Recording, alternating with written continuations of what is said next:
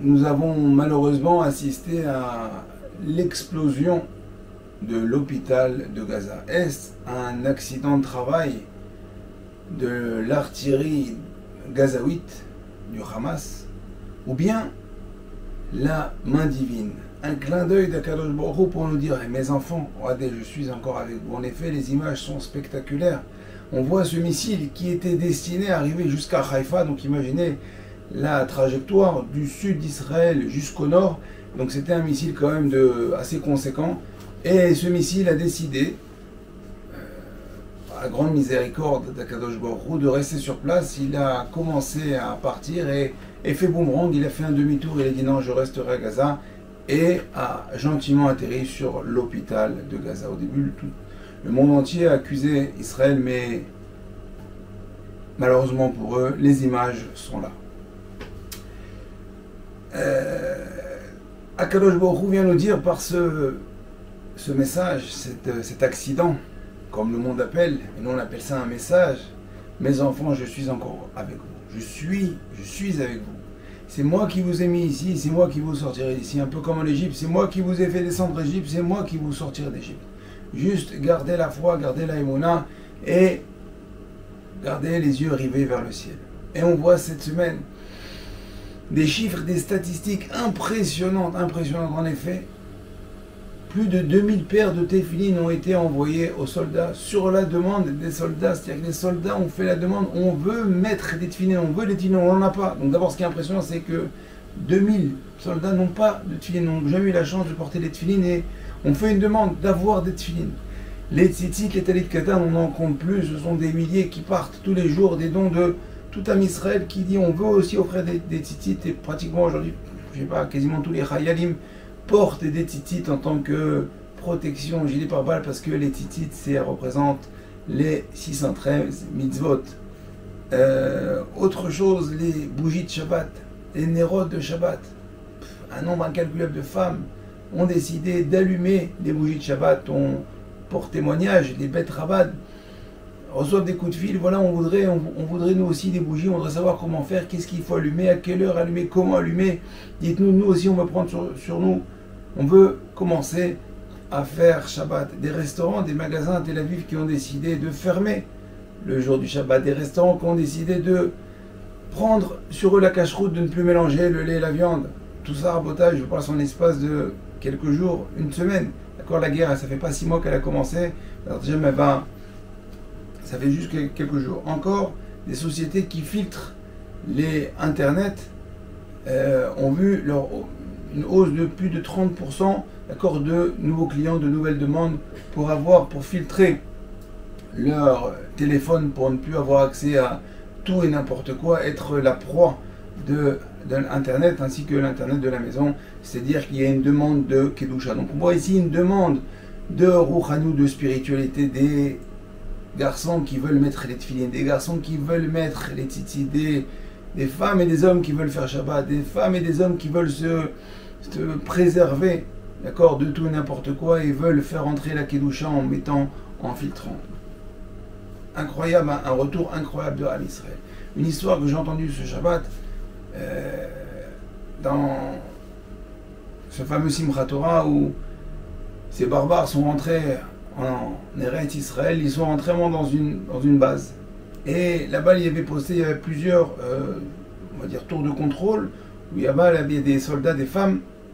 Leur rôle sont des observatrices, elles regardent elles contrôlent les écrans pour savoir qui rentre, qui sort, pour assurer la sécurité de la base. Et là, il y a dans une des bureaux, enfin de tours de contrôle, il y avait là-bas 7 jeunes filles. Et là, elle voit ce qui se passe, elle voit cette meute de sauvages, de barbares qui rentrent armés jusqu'aux dents. Elle voit le massacre sous leurs yeux. Elles ne savent pas quoi faire. Elles commencent un petit peu, elles perdent le contrôle d'elles-mêmes, un peu. C'est l'hystérie, on peut comprendre. Parce qu'elles voient qu'ils avancent très très rapidement, elles vont très vite arriver chez elles. Et là, une des filles dit, vous savez quoi, Banot, les filles, on va prendre sur nous Shabbat, et par la force du Shabbat, par le srout du Shabbat, alors on va être sauvés. Et là, c'est incroyable, elles ont juré, elles ont pris sur elles qu'elles allaient faire maintenant partir de maintenant, elle va faire Shabbat. Et là, comme si que les terroristes n'avaient pas vu ces jeunes filles, ils sont passés sous leurs yeux, et bah, au Hachem, elles sont sorties sains et sauves, et bah, au Hachem, ce Shabbat, elles ont pu observer le premier Shabbat et raconter à leurs proches et leurs amis et leurs familles cet incroyable miracle du Shabbat. Alors, toutes ces réactions, tfilin, tzitzit, bougie de Shabbat, kashrut, kedusha, comment des gens qui étaient, qui étaient loin, qui ne connaissaient pas Shabbat, qui ne connaissaient pas les tfilin, qui ne connaissaient pas le talit, comment ils ont décidé de réagir soudainement comme ça. On veut mettre les defs, on veut faire Shabbat, on veut. Entre guillemets, hein, mais d'où tu sors? C'est quoi ces chéifot, ces aspirations spirituelles que tu as? Malheureusement, tu n'as pas pu grandir comme ça parce que le système éducatif israélien, il est loin de ce programme. D'accord? Bon, on ne va pas rentrer dans ce sujet. En tout cas, pourquoi ils ont cette réaction? Alors on peut trouver une réponse dans la Gemara, dans Maseret Megillah. Maseret Megillah, Daf Yud Dalet Amud Aleph. Là-bas, la Gemara rapporte le verset que lorsque Achashverosh va donner les pleins pouvoirs, à Aman, c'est-à-dire qu'il va ôter le sceau royal et il va le transmettre à Aman. La Gemara nous dit que cette transmission du sceau royal d'Achashverosh à Aman a fait plus d'effet que les 48 prophètes qui ont prophétisé pour Israël. En général, les prophètes qui venaient prophétiser pour Am Israël, ils venaient un petit peu les remettre à l'ordre, leur dire, vous savez, les Israël, Kadosh Baruch Hu, il n'est pas content, il faut se renforcer dans ça, Et en général, Am Israël, malheureusement, des fois, les prophètes, ils parlaient, pas qu'ils parlaient dans le vide, mais le résultat n'était pas aussi convaincant que lorsque Achashverosh a enlevé son sceau royal et a donné les pleins pouvoirs à Aman qui va décider donc de l'Hashmid Velarog, de détruire et d'éliminer tout le peuple d'Israël, tous les Juifs en un seul jour. Et là, ils ont commencé à trembler. Et donc, le Rav Dessler nous explique pourquoi Am Israël a réagi aussi rapidement à l'époque d'Aman, à l'époque de Mordechai. Tout simplement pourquoi? Parce qu'il n'y avait plus de corps. Le corps s'est effacé. Le corps était tellement effrayé de ce nouveau décret, qui s'est dit, en fin de compte, quand il n'y a plus de corps, le corps, en fin de compte, c'est l'enveloppe de la Shama, mais c'est une écorce, c'est une clipa. Le corps, plus il est enfoncé, plus il s'habitue à la gashmiut, à ce monde matériel, plus on a du mal à accéder à la neshama. Et bien, ces jeunes filles, comme de nombreuses personnes, d'accord, qui ont décidé de faire tchouva, c'est parce qu'en fin de compte, Rabotai, le corps n'est plus là. Le corps est complètement annulé. Elles ont vu la mort. Donc elles se sont vues mortes. Donc il n'y avait plus de corps. Elles étaient effrayées. La première réaction, bien qu'elles ne connaissaient pas, elles ne savent pas ce que c'est Shabbat. Elles se sont dit, on veut jurer que nous aussi, on veut faire Shabbat la semaine prochaine. Et combien de personnes, Rabotai, des histoires, aujourd'hui on est resté, on entend des témoignages et des témoignages dans ces kibbutz et dans cette rêve partie où des gens qui n'étaient pas venus pour prendre sur eux de faire Shabbat et faire la tsniout, là-bas sur place, ils ont décidé de faire Teshuvah. Comment c'est possible?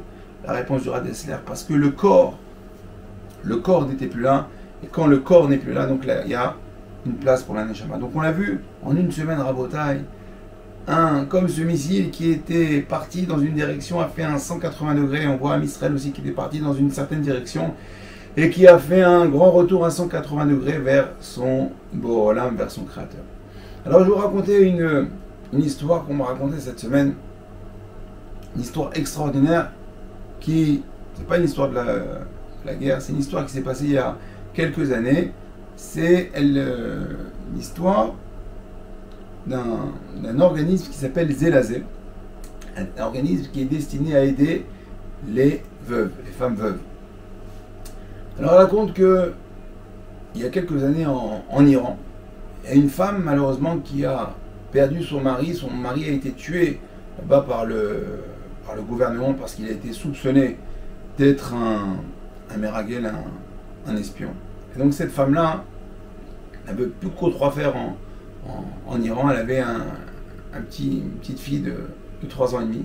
Donc elle a décidé de prendre tout son argent et d'aller voir, là-bas il y avait ce qu'on appelait des passeurs pour sortir et passer au moins la frontière turque Mais sortir d'Iran, elle ne pouvait plus, elle ne voulait plus rester en Iran. Donc elle a mis tout son argent, toutes ses économies, et elle a cherché ce fameux passeur. Donc le passeur, il dit voilà, bon ben, je vais vous faire donc des faux passeports, un faux visa, tout ce qu'il faut, une fausse identité.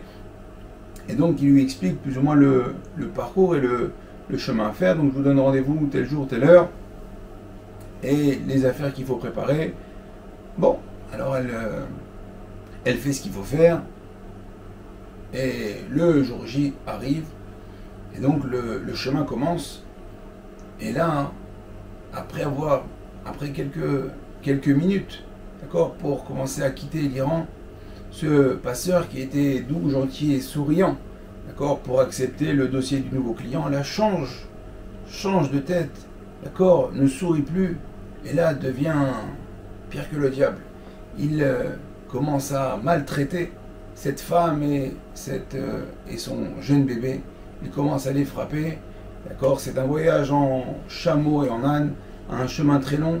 D'accord, ils vont subir le froid, le chaud, la nuit, le jour. D'accord, il va les pousser à bout. Il lui dit écoute-moi bien, si tu t'arrêtes, si vous vous arrêtez, je vais vous tuer. Alors maintenant vous avancez, vous continuez à avancer, c'est moi qui vous dis. On n'a pas le temps ni de boire ni de manger. D'accord, c'était vraiment des pauses très très courtes. Elle dormait à peine, elle dormait que d'un œil. Elle a vécu un véritable enfer, cette pauvre femme, avec cette fille. Elle raconte, c'était effroyable, un chemin effroyable, et elle voyait la tête de ce bourreau, d'accord, qu'il a poussé, qu'il a bousculé pour avancer plus vite et de plus en plus vite. Mais une fois arrivée, une fois qu'elle a passé la frontière turque, ils ont passé la frontière turque, c'est fini, l'Iran, c'est fini, elle est arrivée à bon port. Elle voit ce passeur, ce bourreau, qui se met à pleurer, qui fond en larmes, qui prend la jeune fille, le petit bébé, qui lui prend dans ses bras, il l'embrasse comme ça, il tout tremblant, il pleure. Elle dit, je comprends pas, tu vois, tu es un bourreau, ou est-ce qu'on parle de la même personne?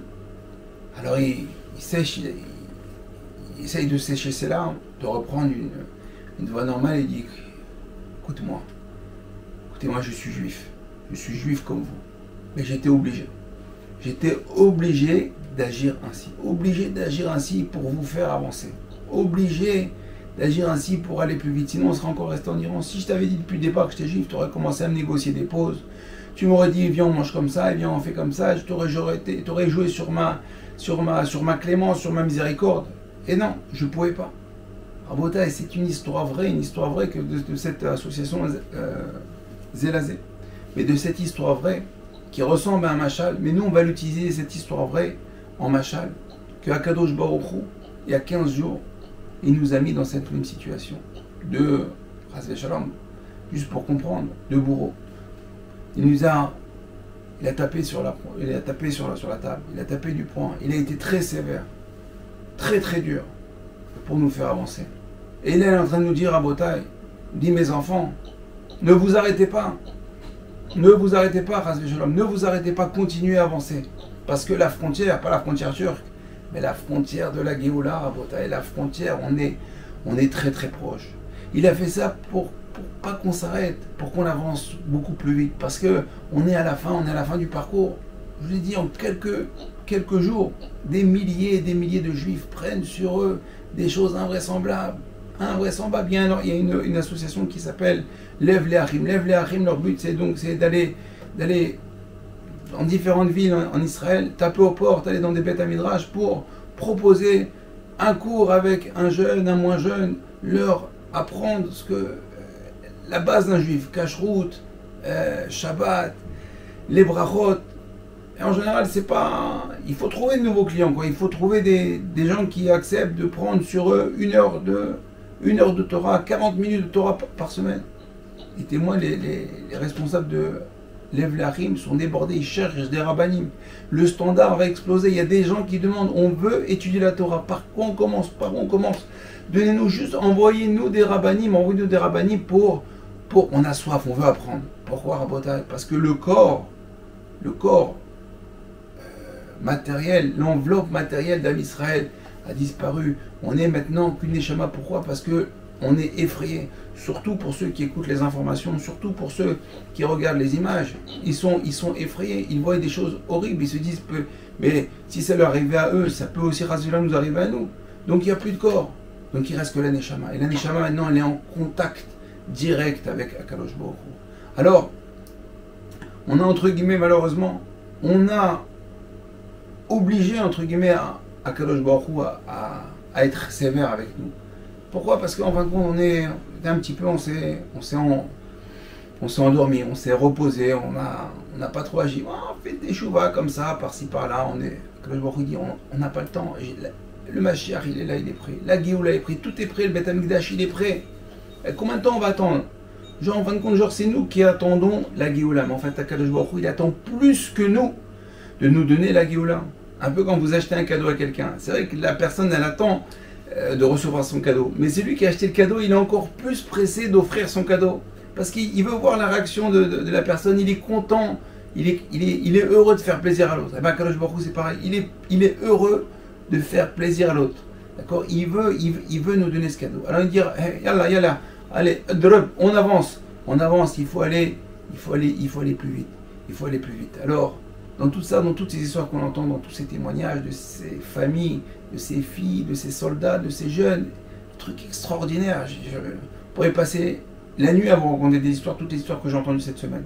Mais en tout cas, le message qu'il faut retenir, c'est qu'il faut savoir, si tout cela ils ont bougé, il faut se dire, moi, qu'est-ce que j'ai fait? Moi, qu'est-ce que j'ai fait? Qu'est-ce que je peux faire? Dans quoi je peux me bouger? Parce que moi aussi, je dois me bouger.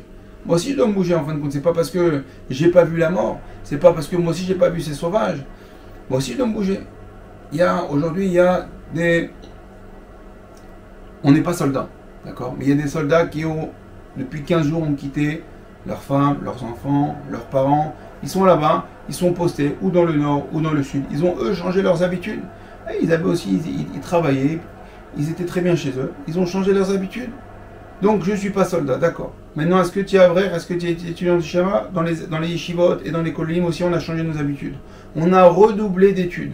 On étudie, on fait des ta'anit dibour, on fait des ta'anit, on fait des jeûnes donc de la parole, ou bien on fait des jeûnes, on étudie plus intensément, d'accord? On a pris sur nous aussi dans le monde de la Torah, on a pris sur nous. Chacun doit savoir là où il est. Il doit, en tout cas, entre guillemets, il doit se déranger. Il doit se dire, attends, moi aussi, je veux accélérer la Géoula. Je veux faire avancer les choses. Donc, peu importe qui tu es, ce que tu fais, d'où tu viens.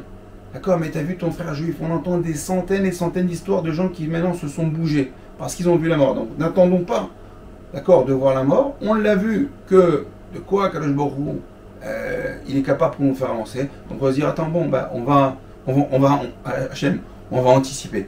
On va anticiper, c'est ce que s'est passé cette semaine. Beaucoup, énormément de juifs. Et ça fait un grand nachatroua dans le ciel. C'est sûr que ça fait bouger les choses. Dans le ciel, et on l'a vu, comme on a commencé le shiur, on finira comme ça, avec ce missile, d'accord, qui a décidé de faire un demi-tour, de ne pas sortir de Gaza, de rester à Gaza, d'accord, et il aurait pu rester sur le sol. Non, mais il a fait un demi-tour, il a éclaté un hôpital, il a fait malheureusement beaucoup de victimes, et ça aussi c'est la main d'Hachem. Alors Bezrat Hachem, qu'on puisse tous se renforcer, qu'on soit tous acteurs et participants de cette avancée de la Géoula. Et Bezrat Hachem, tous ensemble, chacun soit fier et peut dire, eh ben, moi aussi j'étais là, moi aussi j'ai répondu présent à l'appel de notre Père, Davinu Sheba Shamim, l'appel d'Akadosh Baruch Hu, d'accord? On est tous des soldats d'Hachem, et grâce à ça, grâce à la participation de chacun d'entre nous, on sortira tous Bezrat Hachem, on verra tous la Géoula, on ira tous à Yerushalayim Bezrat Hachem pour accueillir Mashiach et le Beth Amikdash, Bimera Be'emenu, Amen, Keni Ratzon, Kol Tov.